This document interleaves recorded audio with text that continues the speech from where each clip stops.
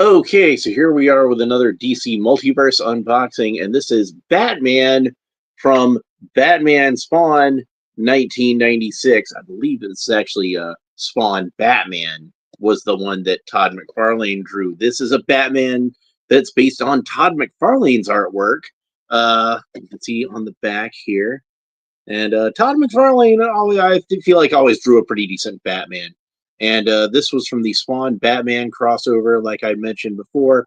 You can see Spawn's leg a little bit at the bottom there. Now, I do believe that they released a figure that's at least similar to this in a 2-pack with Spawn as like a special edition thing, but I've never actually seen that in person. And I'd probably rather have the single pack of Batman anyway, because honestly, not that big a fan of Spawn. I don't like hate the character or anything, but I'm just not that into him. So just being able to get the Batman figure by himself, that's more suits me because Batman is my most favorite character. So nothing against Spawn, like I said, he was played by Michael Jai White, and I think Michael Jai White is awesome. So Black Dynamite, that's a great movie. If you haven't seen it, definitely check it out. All right, so this figure reuses a lot of parts, not all the parts, from the Jason Fabok Batman, the Three Jokers Batman, which I feel like is appropriate because they both draw a nice, beefy, stocky Batman in that sort of Frank Miller style. They both are very heavily influenced by Frank Miller. Although looking at the artwork on the back here, you can see that at least in this story, Todd was a bit inspired by Batman the Animated Series, which who can blame him? That was going strong at the time, and is one of the best versions of Batman, if not the best versions of Batman. Yeah, Todd McFarlane made a Batman action figure, but this isn't just a Todd McFarlane Batman action figure. This is a Todd McFarlane Batman action figure. Like literally, it's based on his artwork. So, and I mentioned before, especially in my unboxing of the Norm Brayfogle Batman figure, which is my favorite Batman figure that McFarlane has done to date. It's just excellent. I want to see more Batman figures based on specific artists. I want to see, like, we've got a Norm Brayfogle, we've got a Neil Adams, we got a Jason Fabok, we got a Todd McFarlane. We got a Frank Miller. I want to see, Neil Adams. I want to see Jim Aparo. I want to see Marshall Rogers. And like, if it's one of the big name Batman artists, I want to see McFarlane do a figure specifically based on their artwork. So yeah, and like I said, this reuses a lot of parts, not all the parts from the Fabok Batmans. So we'll compare those later on. But let's go ahead and open them up. And if I can get the X-Acto knife in there. And go ahead and pull that open. And like I said, I always thought McFarlane drew a pretty nice Batman. So Spawn Batman was not the first Batman story he drew. He infamously took over as the artist when Alan Moore left Batman Year 2 under bad circumstances, which I always thought was unfortunate because not that McFarlane's artwork was bad, but his artwork is just such a different style from Alan Davis that I think I said Alan Moore before, but I meant Alan Davis. Yeah, McFarlane Batman. But his style is so different from Alan Davis. It was kind of a little bit of a jarring transition. Like, I don't know if you could find two artists that are more different from each other stylistically than Alan Davis and Todd McFarlane. So here's the figure stand with the matte black finish and the glossy DC logo on there. We'll set that aside real quick. We got the trading card with the same piece of Todd McFarlane artwork on the back, and that's what the back looks like. And it reads Batman Spawn 1996. Like I said, this comic was actually called Spawn Batman. Batman Spawn was a completely different comic. They did two different crossovers between Batman and Spawn, and DC did one. McFarlane did the other one at Image Comics, and Frank Miller wrote the one that Todd McFarlane did. And I believe that the other one was a group effort by all the writers working on Batman at the time, with Klaus Janson doing the art. So neither one of them was particularly great. They were both readable, I think, but up to that point, I would say Spawn Batman was probably the least of Frank Miller's Batman stories. It would not remain the least of his stories, unfortunately. I love Frank Miller, but he probably should have quit with Batman Year One. I'm just saying. I'm just throwing it out there. Well, The Last Crusade was pretty good. If you ever read that with John Romita Jr., that's some good stuff. Anyway, this is what it reads on the back. Batman Spawn 1996, data file, real name Bruce Wayne. Two dark heroes, cursed by tragedy, find their paths again crossing, but not by choice. What sinister foe is at work, pitting the Dark Knight against the Hellspawn? From the shadows of Gotham City to New York City. So not much of a bio, really, so much as a kind of very brief summary, almost more of a setup for the plot of that particular crossover. It was a fun read, but I don't think it necessarily was like a classic or anything like that. It was, basically the main thing about it was Batman and Spawn just kind of fighting each other in an alley and, calling each other names. Batman using the word punk a lot because, I guess he figured it wasn't obvious enough that his Batman was inspired by Clint Eastwood somewhat. But yeah, it was. You not read any of it? I am illiterate. Well, you're really good at writing for somebody who's illiterate, so good for you on that. All right, so let's see. Let's go ahead and get the figure out of the package. So probably the most prominent legacy of Spawn Batman is that on the very last page of the comic, well, the second to last panel and the last splash page of the comic, Batman actually hurls a batarang, which is lodged in Spawn's face. In the very last page, you see it's a big splash page of Spawn with a batarang in his face, and he's got this kind of shit-eating grin on his face, and the batarang lodged in the middle of it with green goop leaking out, and you can almost hear the sad trombone from Price is Right. That's the end of the story. So, and Spawn retained that gash in his face and stitched it up with a shoelace, but he had that gash in his face for many years afterwards. And I think, I could be mistaken about this, a friend of mine who actually read Spawn, I think, had told me that at some point they retconned that, so it wasn't, a Batman-inflicted batarang wound. That this is probably a pretty good size batarang. It's probably too big to be the Spawn versus Batman batarang, but he comes with this gigantic batarang, and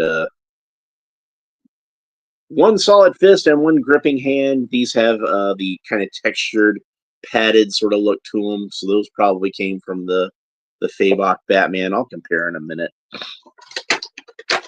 But yeah, they retconned it so some other character did that instead of Batman.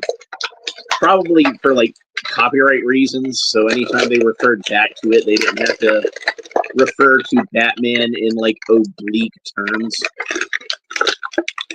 It's got a plastic cape, which is the first time I've had a plastic cape on one of these for a while. I thought I'd cut that double tab around his middle, but I guess not, because it's still sticking. Where did the X-Acto knife go? There it is. All right. Make sure we get that right. And we can get on it. It's been a long time since I've opened a Mcfarlane figure with a plastic cape. He's done so many fabric capes these days, and I'm kind of surprised they didn't do a fabric wired cape.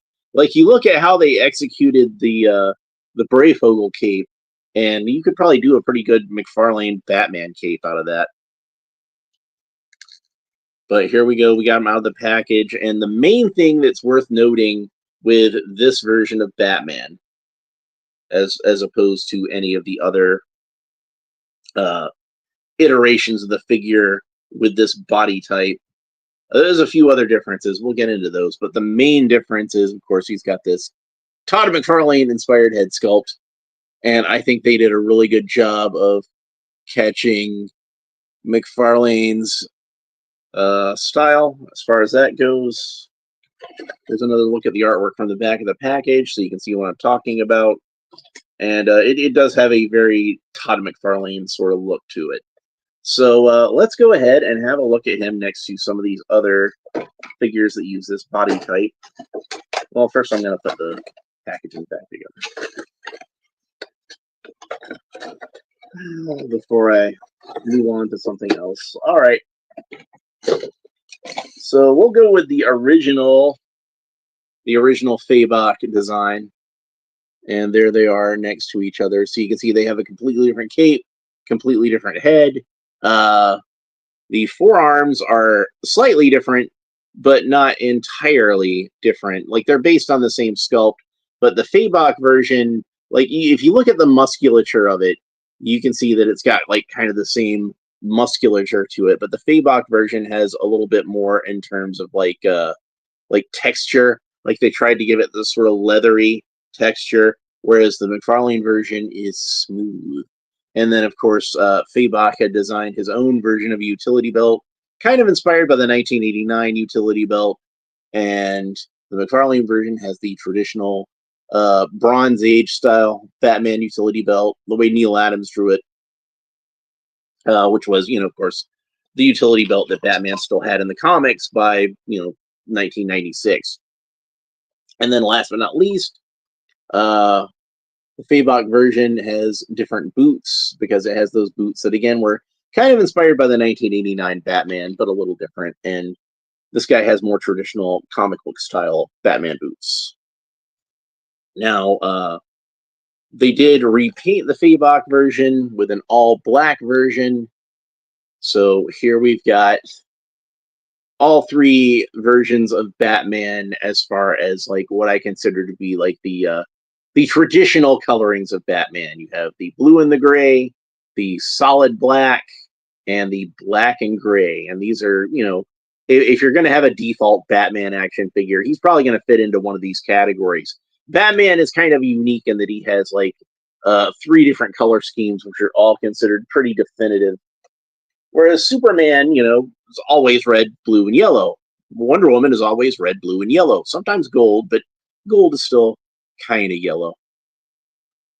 So, nope. Nope to what?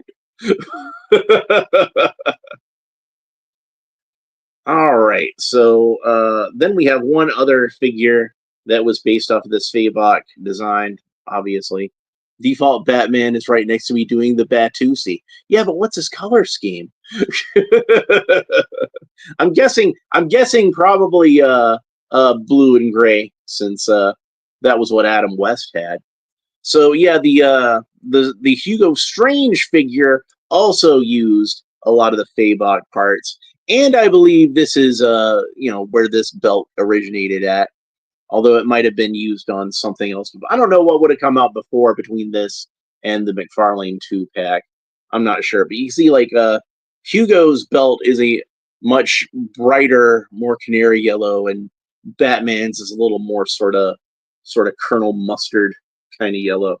But one thing that I found interesting about this Hugo Strange at the time is that he did not have traditional Batman-type boots. He has boots that are just kind of straight across. But Batman does have the pointy Batman boots. So I'm not sure if that was just a stylistic. I'm guessing that was just a stylistic choice for Hugo Strange, since he is supposed to be wearing kind of a bootleg Batman costume. It's not supposed to be the real Batman costume. It's one that he just wears so he can pretend like he's Batman. Lone Dragon says, I don't have many McFarlane figs, mostly animated series versions still in the box. Well, the animated series version is awesome, so nothing wrong with that. All right, so let's go ahead and talk about the articulation. So Batman has the same kind of neck articulation that the Fabok Batmans and Hugo has, where you see he doesn't really have a neck joint at the base of the head. He's got a neck joint that just connects into the collarbone. And Batman can only look up about that far because he's got this kind of rubber piece that's holding him back at the collar there. So that's kind of unfortunate. Batman can look down about that far, so he can look down at the city while he stands on a gargoyle brooding. It's kind of like the poster for Batman Begins, that pose that Christian Bale was in on that teaser poster for that. Batman can kind of tilt his head quizzically from side to side, rotate the head all the way around. Of course, their arms rotate all the way around to the shoulders, but they're going to kind of bump into this big old cape because this cape covers a lot of shoulder, but it should theoretically rotate all the way around. He does have bicep swivels. Biceps rotate all the way around. He's got double jointed elbows. And that's about the range of motion you're going to get the elbows. Pretty good range of motion, if you ask me. Oh, by the way, both the hands on this figure are kind of gripping sort of hands. They're kind of gesturing sort of gripping sort of hands. They might be the same hands from the 1939 Batman, but I'm not sure. They've got that same sort of look to them, though. Batman's got butterfly joints, but you can't really see him very well because, again, this giant cape, but the arms do move forward and back a little bit. He's got the cool Mcfarlane torso articulation, so you can move that around pretty much any which way you want. That's pretty cool. Batman can kick up about that far, and he's got double jointed knees, which that's about the range of motion you get at the knees. Does not have a boot cut, but he does have the cool Mcfarlane ankle articulation, so you can move these ankles around pretty much whichever way you want. I'm guessing due to the legacy of this being reworked from the Fabok figure, he's got old school Mcfarlane wrist joints that are, the perfect spheres, not the ones that are kind of disguised to blend into the boots. So if you see those, they do stand out a little bit, but I don't really mind it so much. I like the articulation, so I'm fine with it. Let's see if we can put this gigantic Batarang in his hand. I think that this Batarang came with the Dark Knight Returns, but it's been a while since I opened that one up. So, but there he is holding the Batarang, about to throw it into Spawn's face. He's gonna have to lace it back up with a shoestring like a football. And then, like I said, there's these two extra fists. Well, one's a fist and one's a gripping hand, but they are indeed the same hands that came on the Fabok figure. Personally, I'm gonna want to stick with the regular hands since they fit these gloves a little bit better. I love the Fabok figure. Like Fabok is probably my favorite modern Batman artist. So like by modern I mean pretty much anybody like Jim Lee and later. I would say like Jim Lee kind of for better or worse, Jim Lee is the guy who kind of began the new era of Batman art. So he's probably like the most influential guy, the last really influential guy. But I kind of feel like Fabok, I like his artwork better than Jim Lee's. I look at Fabok and I think that when I look at Fabok, oh, he does have like a little bit of a twist there, more so than most McFarlane figures have. So I should probably mention that. But Fabok, I kind of feel like when I look at his artwork, I see what other people see when they look at Jim Lee's Batman, if that makes any sense. I think he's way better than Jim Lee. Jim Lee's good. Don't get me wrong. There's a reason he's considered one of the greats. But Fabok does it better. I'm sorry.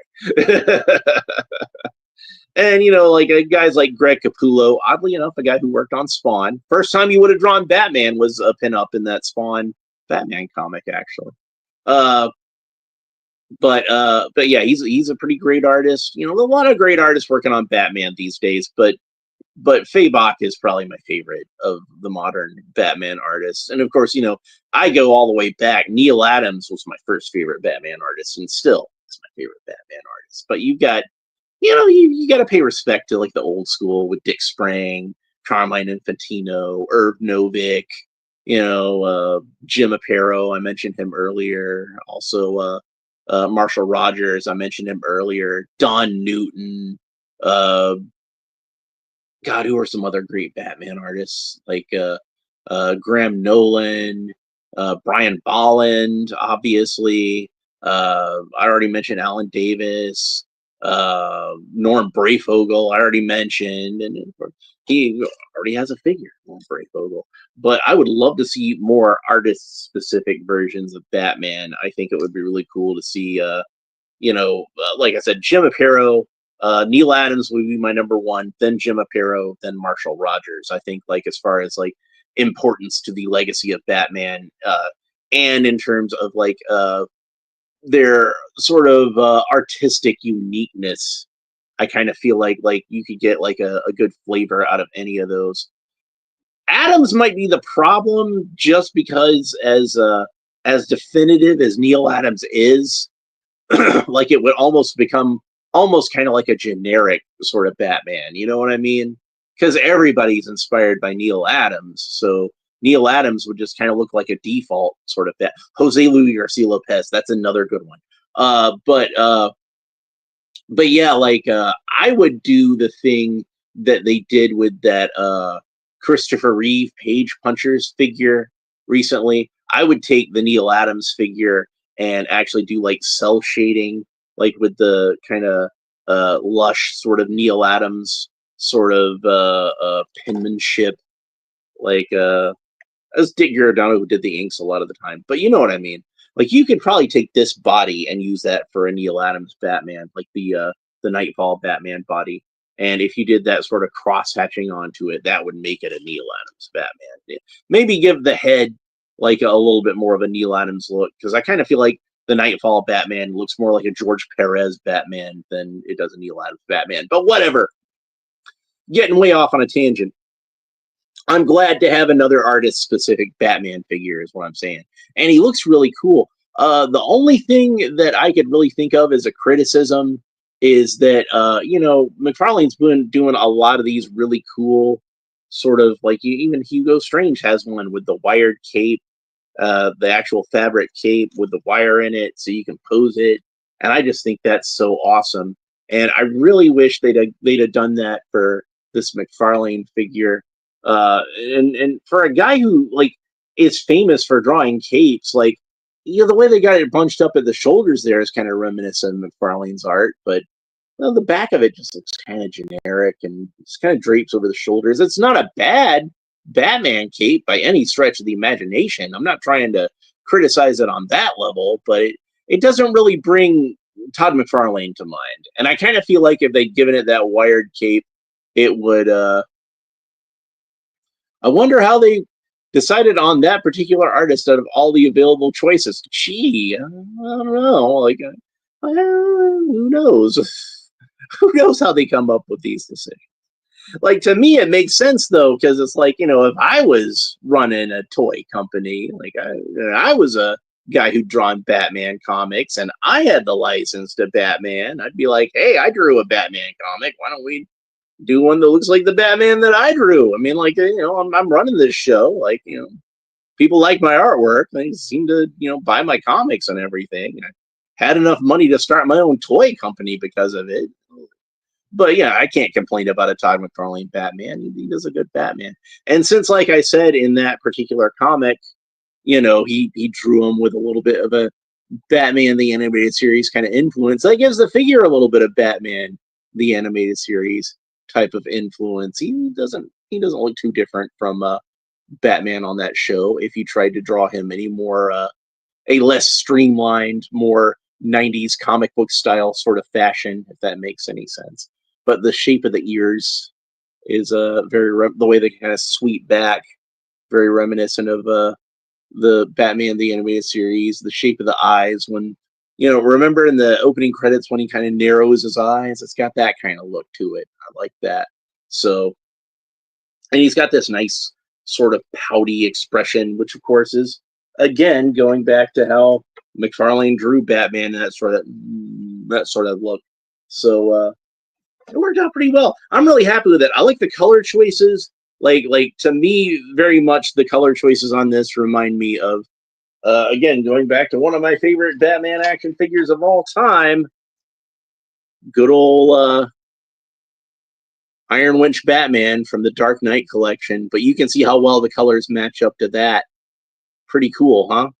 So I think the gray is like a little yellowed on my old Batman figure, but yeah, it still matches up pretty well, I think, to that version. So a lot of nostalgia in this review, a little more than I was expecting. So it did kind of take me back a little bit. Anyway, I think that's it for this episode. I've got a lot of stuff to work through this week, a lot of really cool stuff. I was kind of torn on what to open today because I did get some stuff in for Big Bad Toy Store, and I do have the Superpowers Justice Society set. I did open up the mailer box, so I'll give you guys a little bit of a sneak preview of that. Oh, that's a nice looking set there. Green Lantern, Starman, Hourman, three of the greatest Justice Society members of all. Who's my favorite character out of this bunch? You're just gonna have to watch the next episode and find out, because I will talk about that. But we'll get on that when we get on that. So I've got some more Masters of the Universe classics on the way. I've got some more. Obviously, I've still got a ton of DC Multiverse to work through. I'm just never going to get through all this DC Multiverse stuff because I just keep getting DC Multiverse stuff. But I've got some more of that to open. I've got some more G.I. Joe. I've got a G.I. Joe figure that showed up in the latest Big Bad Toy Store assortment. And I've got another G.I. Joe in the next assortment that I'm waiting on. It's got so much stuff. But we'll have that Christopher Reeve Superman soon. When I got the Christopher Reeve Superman, I'm probably going to do a twofer and shoot them both in the same video with the evil version of Christopher Reeve Superman from Superman 3. You got Snake Men? That's cool. I need more Snake Men. I don't have enough Snake Men. I don't think I have any Snake Men from Origins, come to think of it. I have like a few vintage Snake Men, and I have a few classic Snake Men, but I don't have any Origins Snake Men, so I need to get those. But I've got the Origins figures that I got is I got the Filmation version of She-Ra, and I've got the mini comic version of Trapjaw, which is one I've been looking forward to for a while. And Mythic Legion Snake Men. Well, those could blend in with the Masters of the Universe figures. Like, that'd be fine. I'm pretty sure those are designed so they can fit in with Masters of the Universe. Like, you can supplement your Masters of the Universe classics, and I guess your Multiverse, Masterverse. Sorry, you can supplement those too. But yeah, I've got and I've got also that's going to be coming in my next Big Bad Toy Store order. I finally got the Origins version of King Randor, which is one I've been wanting for a while, and it's been really hard to find. But I guess they did a re-release, the fan favorite re-release, so they had him in stock. So I was able to snag some. Yeah, the Four Horsemen, who oddly enough used to work for Todd McFarlane. Yeah, they were designing a lot of those McFarlane toys back in the 90s before they went off on their own. So yeah, they went over to Mattel and designed the 2000X. Yeah, I got the Burger King. Not only do I have that on the way, but I also have pre-ordered the Masterverse version of King Randor. So yeah, I'll have I guess a double burger. Huh? Yeah. Yeah, okay. Anyway, that's it for this episode. I hope you enjoyed it. I'll be back next time with these superpowers figures, because I really want to get those open. Like I said, I couldn't quite decide what I wanted to open today between these two, and I went ahead and I'll just do Batman. Why the hell not? Always with cheese. Always. Every single one of my episodes comes with extra cheese, so it wouldn't be an Alan Belk episode without one, would it? No, it wouldn't. All right, thanks for watching. Hope you enjoyed it. Make sure you do all that fun YouTube stuff down below. Like, subscribe, all that stuff. Leave a comment. Let me know what you think about Batman, both the character in general and this figure specifically. And we will talk to you next time. Bye.